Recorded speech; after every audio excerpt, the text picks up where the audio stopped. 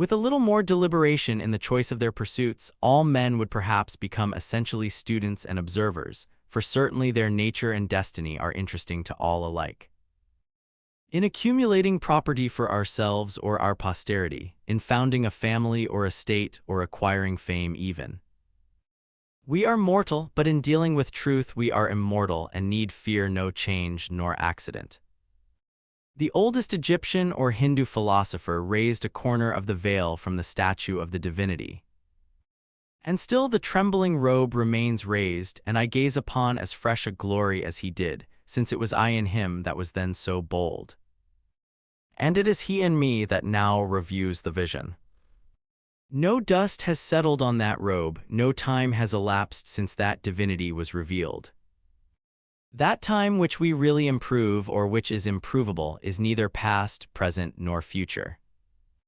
My residence was more favorable not only to thought but to serious reading than a university, and though I was beyond the range of the ordinary circulating library, I had more than ever come within the influence of those books which circulate round the world, whose sentences were first written on bark, and are now merely copied from time to time on to linen paper. Says the poet Mercamer Udin Mast, "To be intoxicated by a single glass of wine, I have experienced this pleasure when I have drunk the liquor of the esoteric doctrines. I kept Homer's Iliad on my table through the summer, though I looked at his page only now and then. Incessant labor with my hands at first, for I had my house to finish and my beans to hoe at the same time, made more study impossible. Yet I sustained myself by the prospect of such reading in future.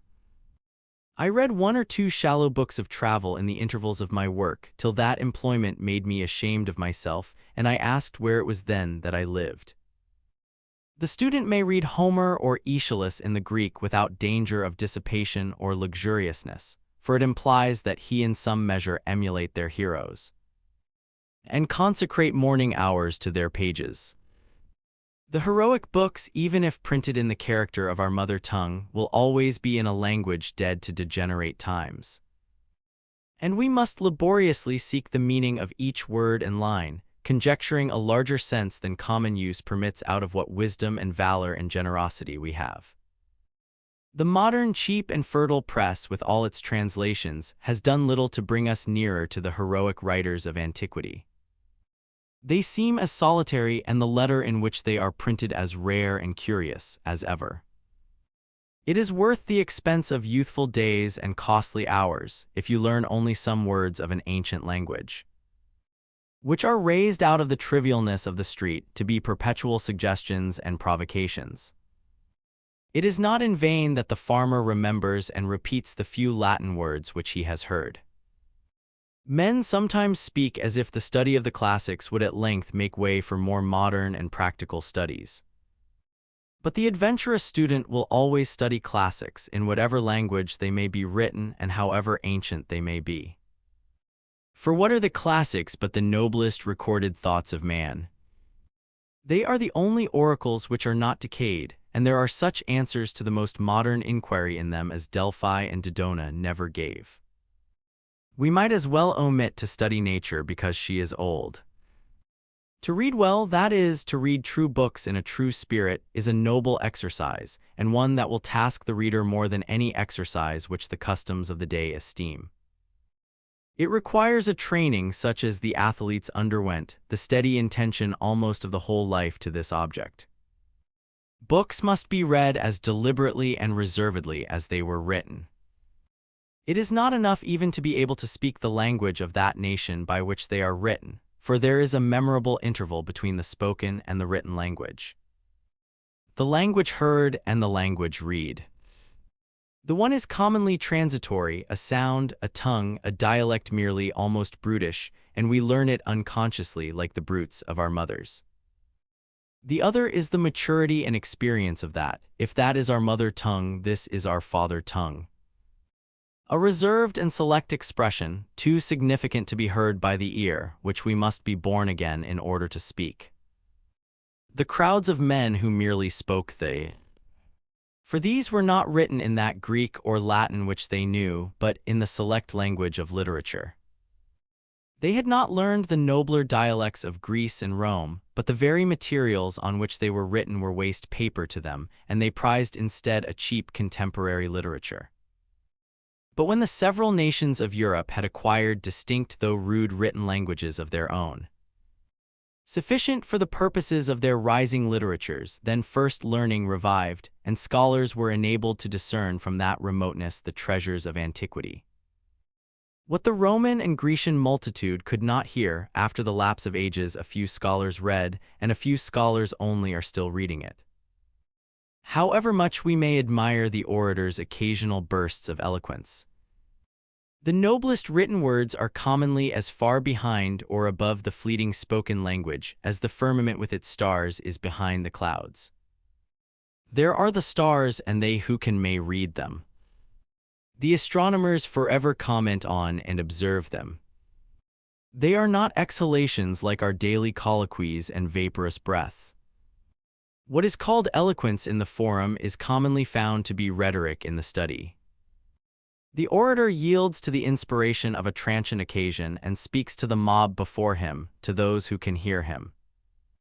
But the writer, whose more equable life is his occasion, and who would be distracted by the event and the crowd which inspire the orator, speaks to the intellect and health of mankind, to all in any age who can understand him. No wonder that Alexander carried the Iliad with him on his expeditions in a precious casket. A written word is the choicest of relics. It is something at once more intimate with us and more universal than any other work of art. It is the work of art nearest to life itself. It may be translated into every language, and not only be read but actually breathed from all human lips. Not be represented on canvas or in marble only, but be carved out of the breath of life itself. The symbol of an ancient man's thought becomes a modern man's speech. 2,000 summers have imparted to the monuments of Grecian literature, as to her marbles, only a maturer golden and autumnal tint. For they have carried their own serene and celestial atmosphere into all lands to protect them against the corrosion of time. Books are the treasured wealth of the world and the fit inheritance of generations and nations. Books, the oldest and the best, stand naturally and rightfully on the shelves of every cottage.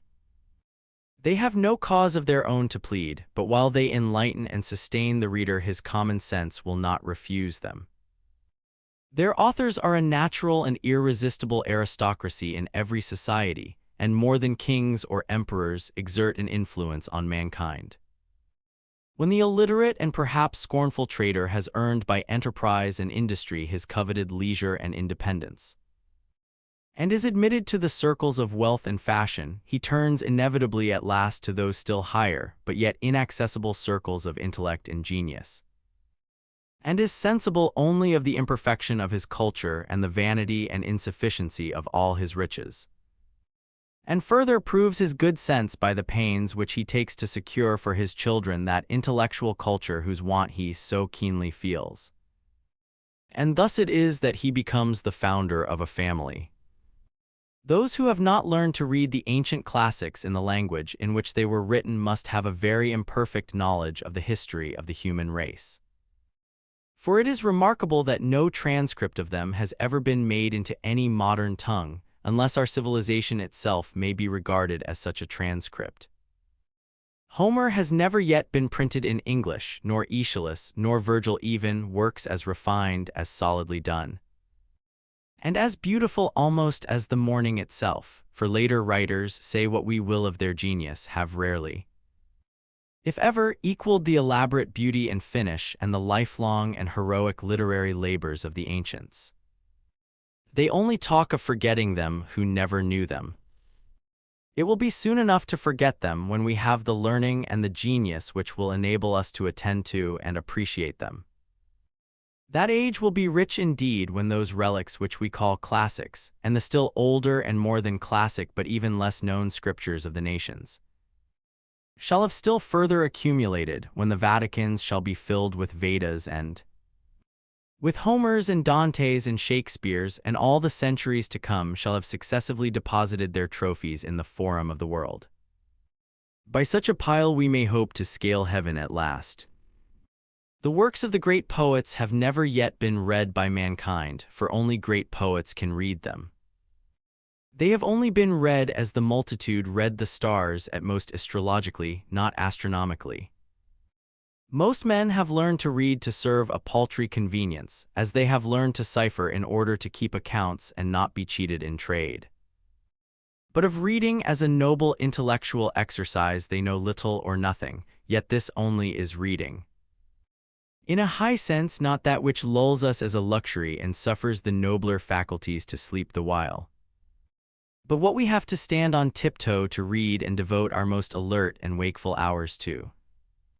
I think that having learned our letters we should read the best that is in literature, and not be forever repeating our abs and words of one syllable in the 4th or 5th classes, sitting on the lowest and foremost form all our lives. Most men are satisfied if they read or hear read, and perchance have been convicted by the wisdom of one good book, the Bible, and for the rest of their lives vegetate and dissipate their faculties in what is called easy reading. There is a work in several volumes in our circulating library entitled Little Reading, which I thought referred to a town of that name which I had not been to. There are those who, like cormorants and ostriches, can digest all sorts of this, even after the fullest dinner of meats and vegetables, for they suffer nothing to be wasted. If others are the machines to provide this provender, they are the machines to read it. They read the 9,000th tale about Zebulun and Sephronia, and how they loved as none had ever loved before.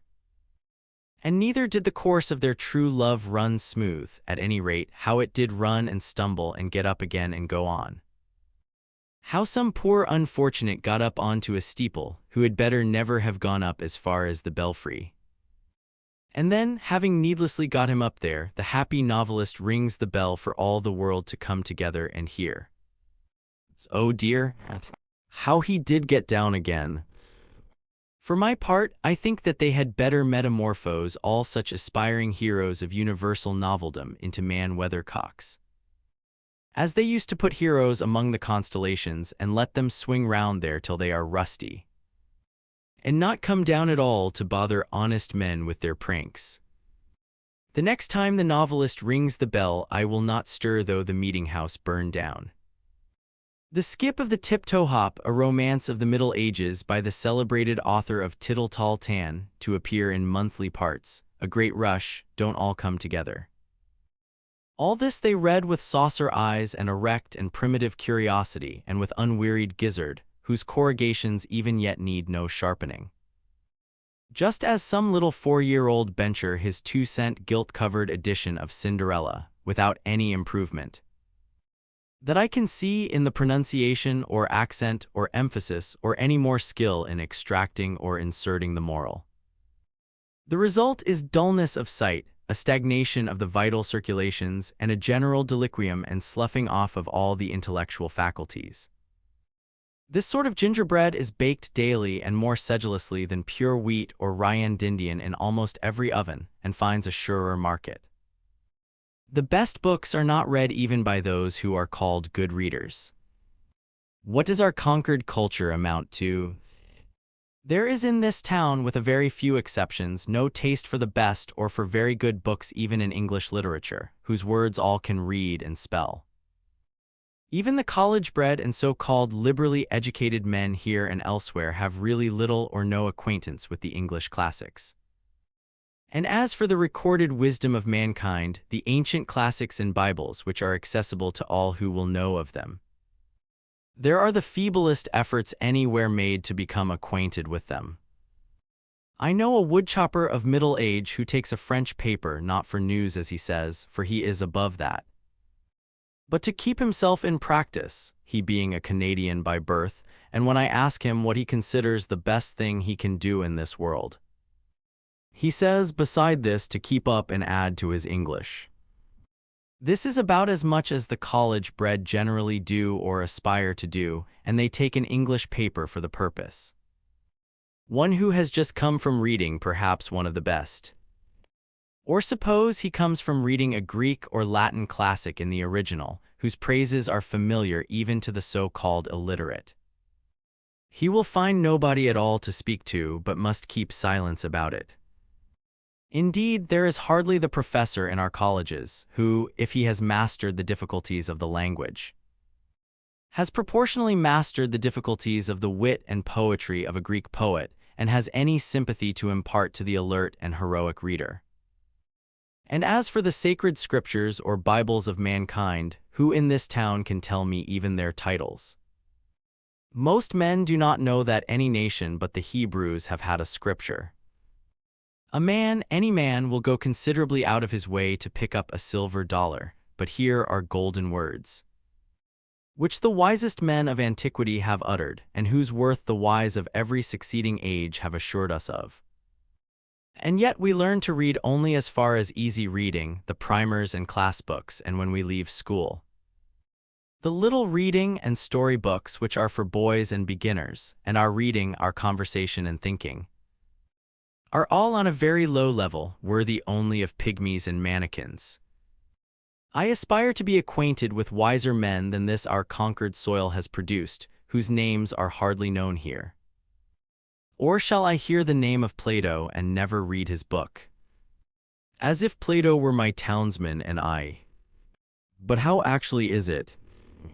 His dialogues, which contain what was immortal in him, lie on the next shelf, and yet we are underbred and low-lived and illiterate, and in this respect I confess I do not make any very broad distinction between the illiterateness of my townsman who cannot read at all, and the illiterateness of him who has learned to read only what is for children and feeble intellects. We should be as good as the worthies of antiquity, but partly by first knowing how good they were.